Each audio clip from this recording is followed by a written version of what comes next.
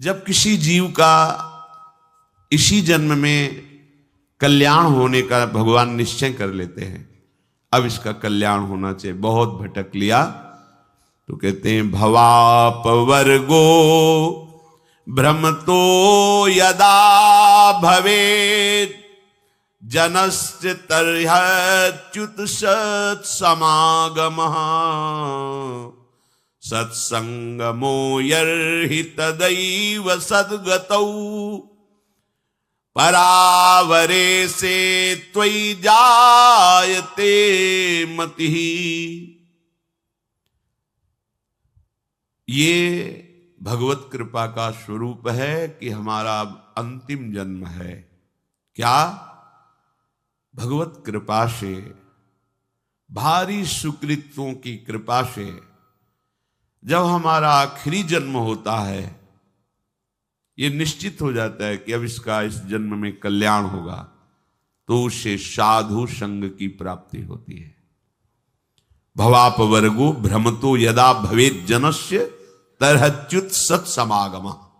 भगवान ने जब देखा संसार चक्र में पिसते पिसते अब तो इसका कल्याण करना चाहिए, अब इसका अंतिम जन्म होना चाहिए, तो भगवान कृपा करके संत समागम दे दीजिए। संत समागम में ऐसी महिमामयी चर्चा होती है प्रभु की कि उसका चित्त संसार के भोगों से विरक्त होकर भगवान में आसक्त हो जाता है।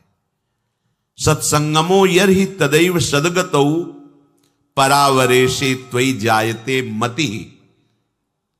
परावरे से भगवान श्री कृष्ण में उसकी बुद्धि स्थित हो जाती है। संत संग के प्रभाव से प्रभु श्री कृष्णचंद्र जी में बुद्धि स्थित हो जाती है। अभी हमारी बुद्धि भोगों में सुख, शरीर में सुख, शरीर संबंधियों में सुख, गलत निश्चय किए हुए है।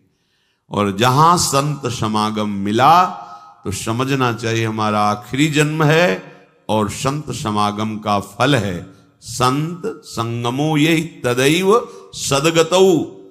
उसकी परम सद्गति निश्चित हो जाती है जब साधु संग मिलता है।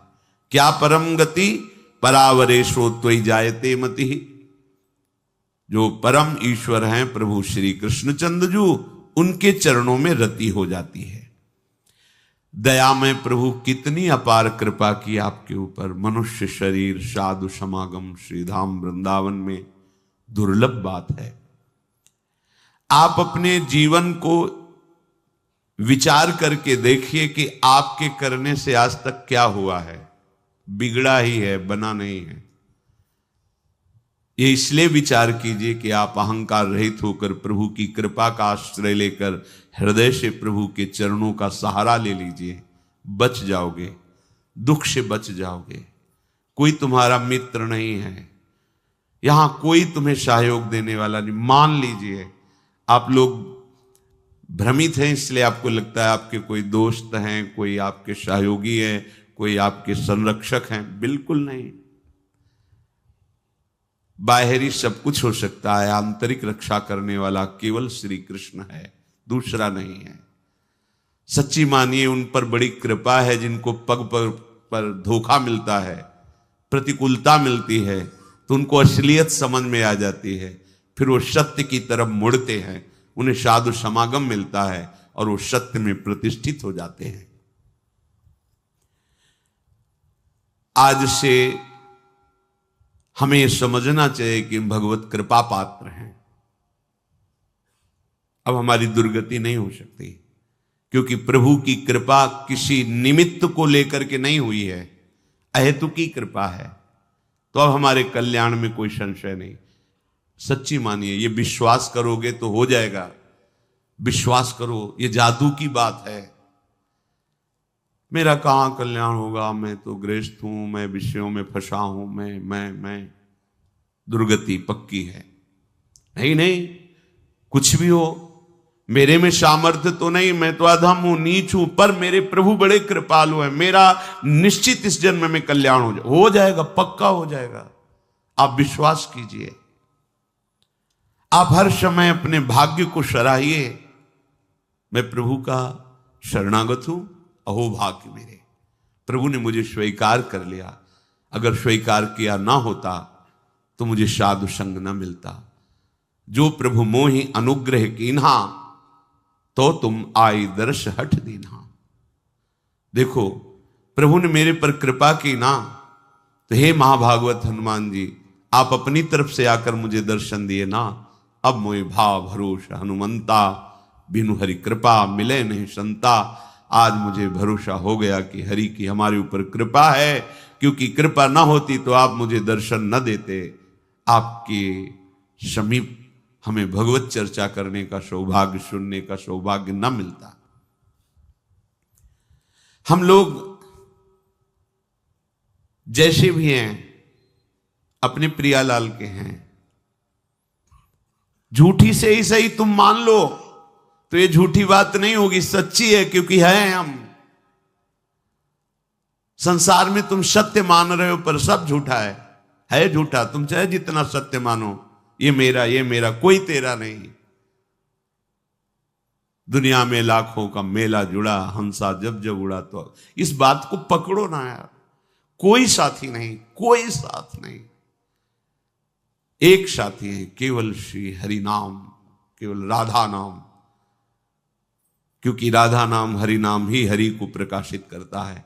इसलिए हमारा तो हरि प्रिया से भी प्रिय इनका नाम है।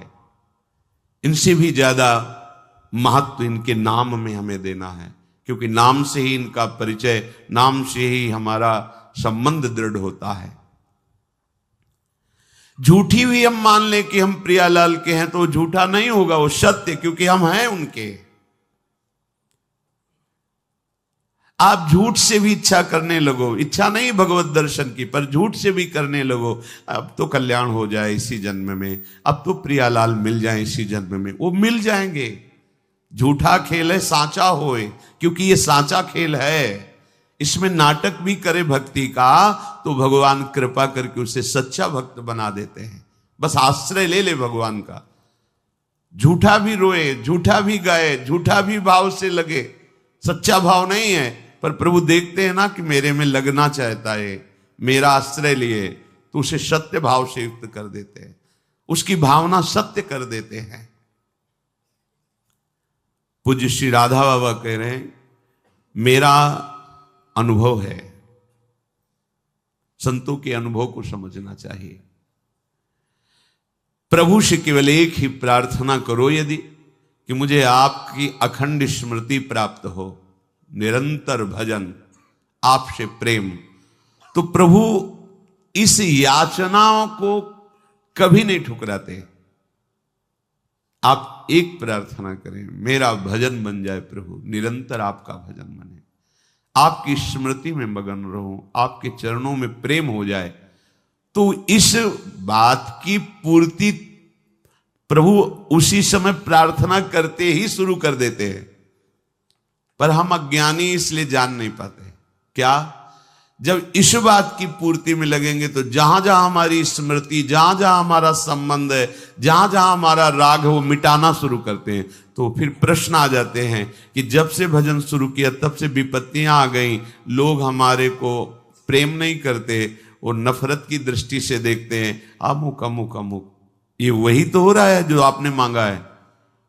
प्रभु से प्रेम करने के लिए हमें सर्वात्म वृत्ति चाहिए, और हमारी वृत्तियां फैली हैं तो हमारे राग का वो नाश करके उन वृत्तियों को अपने में लगा रहे हैं, और वो भजन छोड़ देता है, वो सतमार्ग छोड़ देता है। कि जब से शुरू किया तब से घाटा, लोगों का अपमान, परिवार में कोई प्यार नहीं करता, और एक दो अगर पधार गए तो फिर तो और पुष्ट हो गया कि बड़ा अनिष्ट मार्ग है, भगवत मार्ग नहीं चलना। देखो, जब भगवान से तुम प्रेम मांगोगे तो प्रेम तभी होता है जब अनन्यता आती है। तो आप अनन्य बन नहीं पा रहे, तो आपको अनन्य बनाएंगे। वो अन्य का अपहरण करके ही तो अनन्य बना जाता है। और जब अन्य का अपहरण होने लगा तो आप चिल्लाने लगे, ये क्या, ये क्या? तो मांगा क्या था? हे प्रभु, निरंतर भजन हो, आपसे प्रेम हो। वही तो कर रहे हैं। नहीं, ये नहीं चाहिए तो फिर मांगो संसार के भोग सामग्री, फिर ये बात नहीं आएगी। ये बात नहीं है। संसार के भोग